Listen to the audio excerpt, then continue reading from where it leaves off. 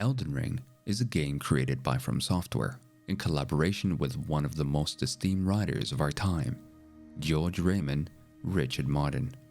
According to what we know, despite R.R. Martin claiming it to be a sequel to Dark Souls, Miyazaki ensures us it's not within the same world as Dark Souls in one of his interviews, but a brand new, fresh, dark fantasy IP.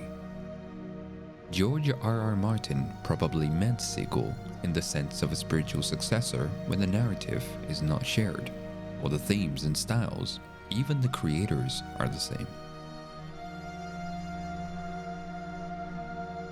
Before I begin this tale, I'd like to mention I'll be wildly speculating along the way, adding possibilities which I believe could be the case, but will generally stick to an immersive storytelling. There will also most likely be more accurate videos once the game releases, which I will also be streaming on Twitch.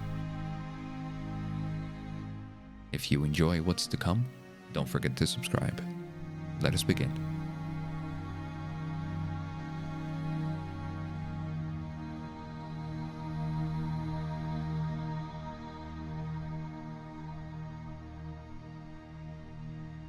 The lands between and all within it were once blessed by the Elden Ring. Those who were blessed by the Elden Ring, symbolized by the Earth Tree, had a glow within their eyes, signifying the grace bestowed upon them. I assert all, irrelevant of one's status, were graced by the Elden Ring, but not all were fortunate in maintaining their grace. Those unfortunate enough to lose their grace, therefore having the light faded from within their eyes, had no place amongst the rest, and thus were exiled from the lands between. Then, after an unknown but unquestionably long period of time, the Elden Ring was shattered in a historical event. Some inherited a piece of the shattered Elden Ring, and from it, mad-tainted strength, each acquiring a different power or element, so to speak. Those once exiled now beckoned back to the lands between. Whether a blessing or a curse, this will serve as the beginning of our adventures many centuries after the historical event which shattered the Elden Ring.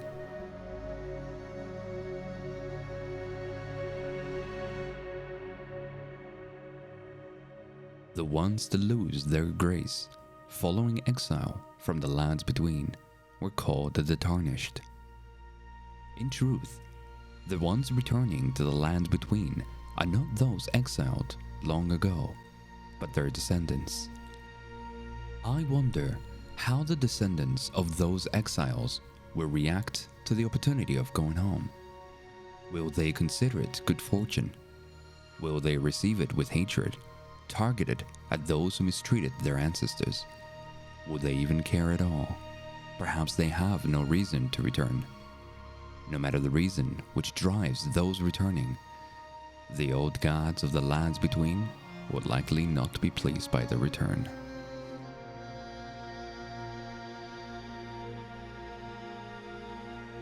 These old gods are not in truth gods, but rose to the position of someone perceived as a god through inherited power. These old gods are the offspring of Marika the Eternal, ruler of the lands between. Little to nothing is known about Marika the Eternal, but her offspring likely break off into various factions or kingdoms within the lands between, one possibly being the Golden Order. After the historical events which shattered the Elden Ring, it's said these individuals inherited the remaining shards of the Elden Ring and gained mad-tainted power, perhaps even a remarkable increase in longevity, one possessing a tremendous lifespan and outliving the many would surely be recognized as a god or of similar affiliation, perhaps not even remotely close to being immortal, but simply passing down their names through inheritance, thus creating the illusion of one living a great amount of time and perceived as a god. For only a god would outlive the many. With that being said, Miyazaki's choice of the word inheritance is quite interesting. I believe this to be an innocent lie, or perhaps mistranslation. In one of Miyazaki's interviews, Miyazaki claims these individuals to have inherited the shards. But the Elden Ring official website states the offspring claimed the shards of the Elden Ring, also known as the Great Runes. It's possible they could have claimed the shards out of greed for power, but my intuition guides me towards a more evil and chaotic direction.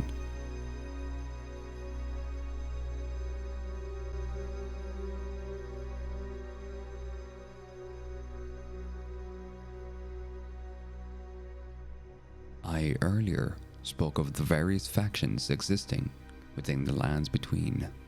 Excluding the common folk, at least 2 different factions, or perhaps clans, exist within the lands between, judging from the architecture seen all around. One possessing Gothic Romanesque style, and the other a more medieval castle style, which held from that very Gothic or Romanesque style. The golden metallic or wooden embroidery could suggest these factions derived from the now broken Golden Order. A clue competent enough of backing this theory is the battle presented to us, where we also witness a warrior losing their grace. The words spoken during this scene hold importance, but both parts of the phrase imply the same thing. Shattered by someone or something could be interpreted in both ways. Shattered by someone implying physical action, the individuals or clans fighting over the Elden Ring, or something representing an overarching effect of conflict on a grander scale, grander than we could have anticipated. This conflict appears to be between very capable warriors, again embroidered in heavy gold armor and weapons. I believe these capable warriors either belong to the different factions or clans I speak of, fighting over either the rights for or complete possession of the Elden Ring. In other words, the historical events surrounding the Elden Ring could have been brought about due to greed and lust for power, as it so often happens to be when conflict is the result. The conflict could have happened for many reasons.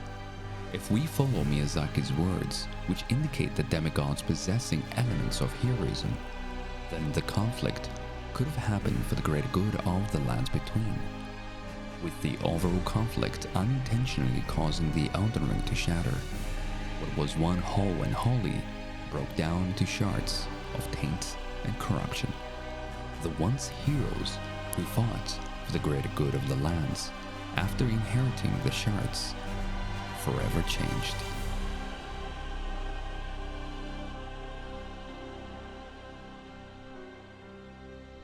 Those once disgraced, unwelcomed, and exiled not only beckoned back to the lands between, but also their return hoped for by those tarnished, but still within the lands between. Downtrodden and abused by the old gods, they likely expect the returning tarnished to take up arms against the old gods for what they have done to them and the Elden Ring. The tarnished and the lands between recognize the returning tarnished as their fated saviors. I mentioned earlier the tarnished are those who lacked, or more accurately, lost their grace and were exiled during a time when the Elden Ring was whole and complete. Not only the common folk would be exiled, but anyone unfortunate to lose their grace, even those of higher ranking or status within the lands between, wouldn't be excused if their grace was lost. But this was during a time when the Elden Ring was complete and the Golden Order was still in power. The Elden Ring shattered and the Golden Order broken. There is no longer anyone left to exile the tarnished.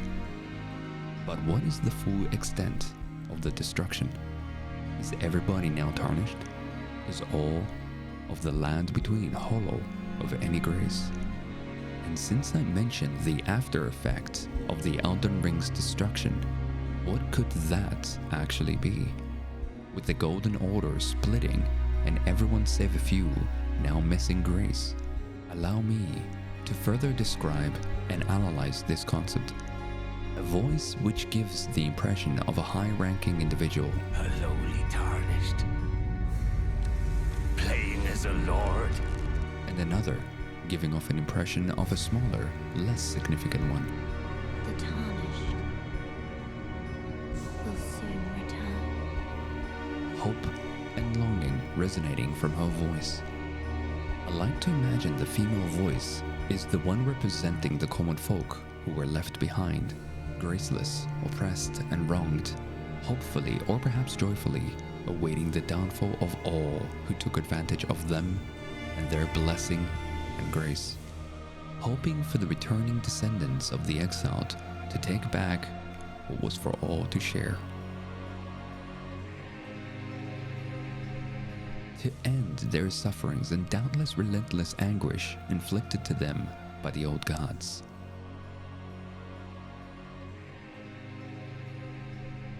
You may now be wondering, what sufferings and anguishes?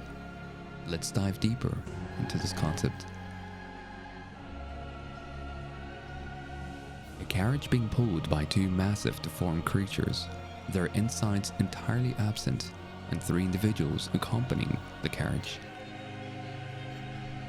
One with a shield possessing a symbol much like one once belonging to the Golden Order, and a banner displaying the same embroiderings as the man once small and skinny, but now massive and powerful.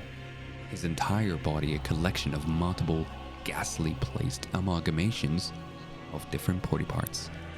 This man also resembles the person shown in the painting behind the lady accompanied by a knight. The following scene is a dark and eerie room, the architecture resembling that of the medieval castle style, filled with grotesque and morbidly fused body parts. While easily mistaken as a carriage, it might perchance be a coffin carrying the body parts the man from the painting greedily indulges in. This seems to be the process he uses to enhance his body. The same body parts we see in the eerie dark room, but where does one acquire such an amount of body parts? Where else than the free market called the Tarnished, but not exiled of the lands between? This could explain why the female voice representing the Tarnished from the lands between demands for the Elden Ring to be brandished in their name. It's surprising how well the dots connect, a bit too good to be true even. Taking down the old gods which trample upon the now hallowed folk of the lands between, and collecting the shards of the Elden Ring, otherwise known as the Great Runes, might be one of our objectives. Miyazaki, on the other hand, has expressed his wishes for the player to set his own path, one way or another. At the end of the day, one man's trash is another man's treasure, and all of these remain one man's speculations for another man to either build on them or correct them. I'm sure some of these speculations might actually be spot on, but most the furthest thing from the truth. I'd love to hear what you all think of my own speculations and what are your own in the comments. But first, don't forget to subscribe if you enjoyed it.